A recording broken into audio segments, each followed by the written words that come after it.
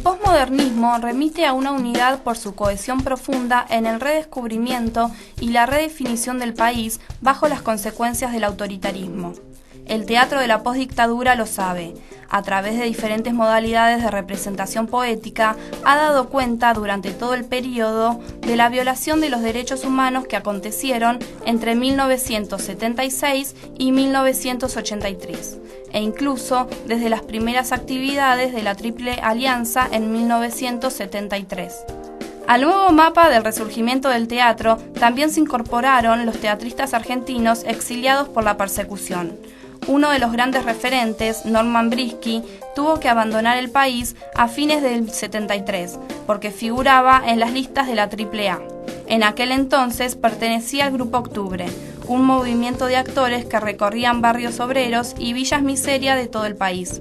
Este ícono de las tablas explica que en el retorno de la democracia se creó un hueco social histórico argentino que no permite alcanzar los niveles de expresión y complejidad experimental que tenía el país antes de lo que pasó en 1976. Después de la dictadura, semejante duelo con muchos jóvenes que no están más y con una cultura que se iba desarrollando y que fue atropellada por un genocidio, se entiende que generar una nueva instancia en la cultura puede tomar mucho tiempo y tal vez menos tiempo si la sociedad pone su lupa sobre lo que pasó y tiene capacidad de elaboración de esos hechos tan negativos para la historia argentina.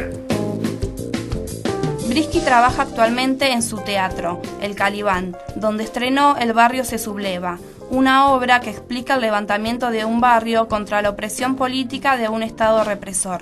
Después de 30 años conserva su experiencia de exilio y lo patenta en sus obras. Es un país capitalista, dependiente, y que con esas alternativas, incluyendo al progresismo, la cultura es consecuencia de esa relación entre poder y la población.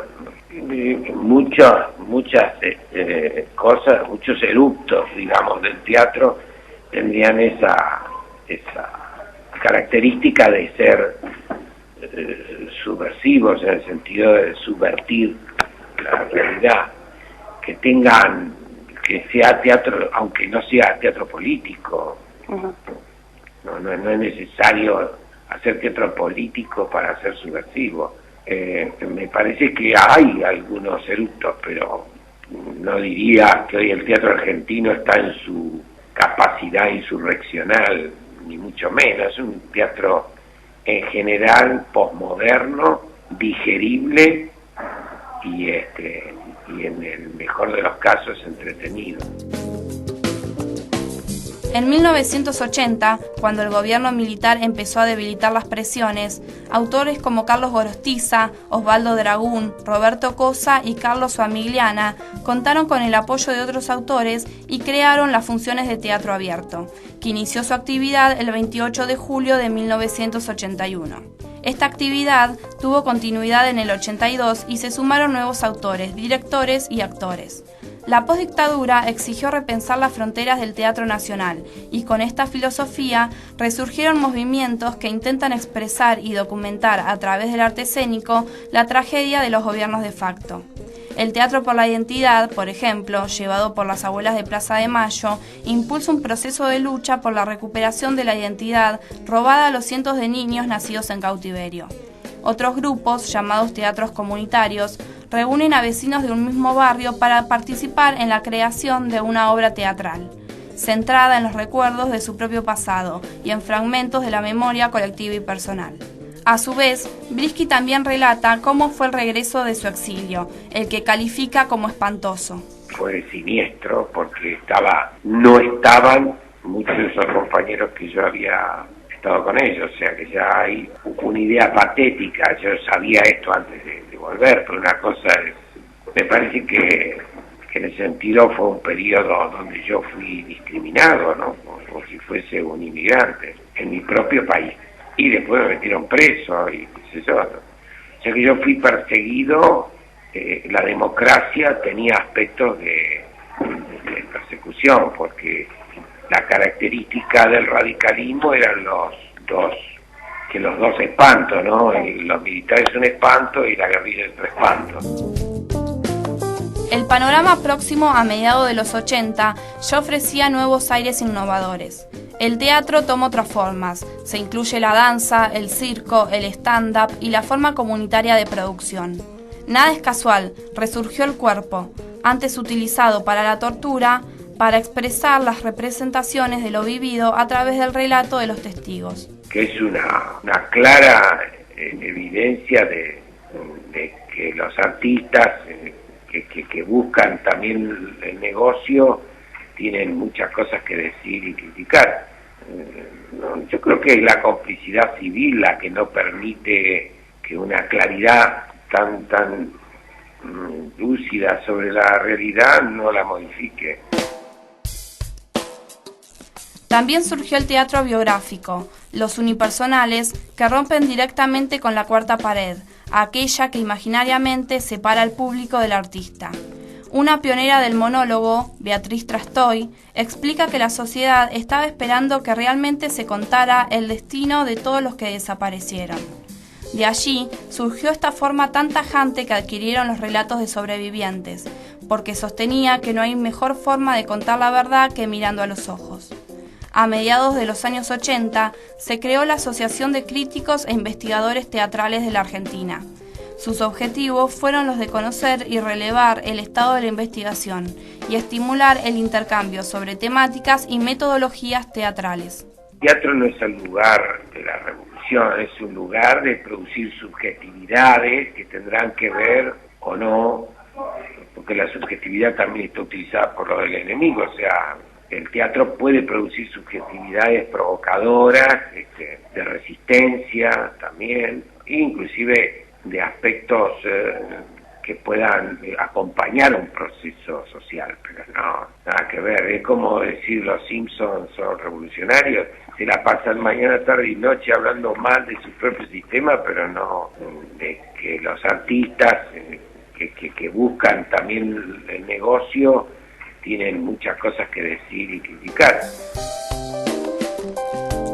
Nunca antes el teatro argentino niveló internacionalmente como en la postdictadura.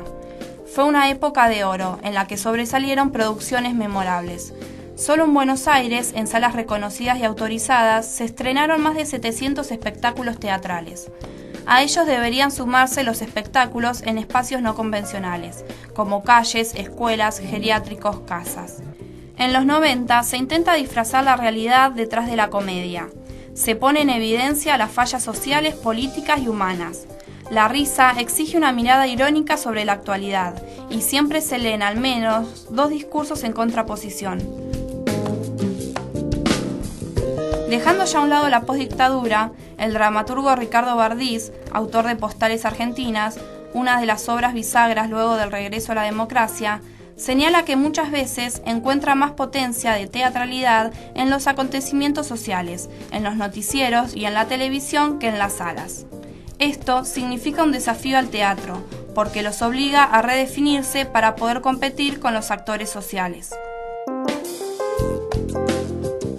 Para la actriz Silvia Pérez, el gran cambio transgresor del teatro se produjo en la década de los 90. Explica que se eliminan por completo los pudores y se va dejando atrás el pensamiento y las costumbres conservadoras. Y después de la dictadura se siguió avanzando con ese destape que ocurrió, ¿entendés? Y con una libertad que sentíamos todos como para que nos habilitó a poder ser y hacer en un escenario, más allá de que no me haya pasado lo que te puede nombrar Brandoni, te da la sensación de poder ser y de poder hacer libremente, y de poder decir un montón de cosas que quizás sí por ahí hasta en la comicidad se insinuaban o se callaban para no generar más problemas de los que había. Sí, siempre te puedo decir que sentía eso. Por otra parte, el reconocido actor Arturo Bonín detalla la transformación actual del teatro y afirma que no hay un freno en cuanto a la invención de nuevas formas escénicas. Evidentemente una explosión, a mi entender. Hay muy bueno, hay muy malo, hay de todo, pero que es saludable, estas cosas son saludables. no es tan críptico, no es tan elíptico el mensaje, por decirlo de alguna manera, o lo que cuentan. Antes había que tratar de ser o bien elíptico o bien muy explícito y con un alto grado de exposición. En algunos casos configuraba una provocación y en algunos casos estupidez de los que estaban al frente del gobierno, ¿no? Que veían, por ejemplo, en la fiesta de cumpleaños de Pinter una provocación al estilo de vida occidental y cristiano. Además, explicó los desafíos que les espera a partir de la intervención del Estado en producciones artísticas, a través del apoyo económico.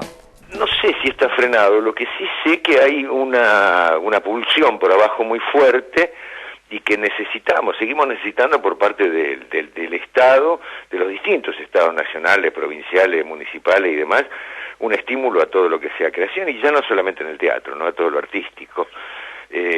Hay ejemplos claros, a mi entender, que tienen que ver con diversos puntos de vista sobre esto, ¿no? Sobre cómo cada estado asume lo que es la cultura en general. Desde el estímulo del Inca hasta la ley de medios por un lado, hasta la devastación que está sufriendo el teatro oficial en la capital federal.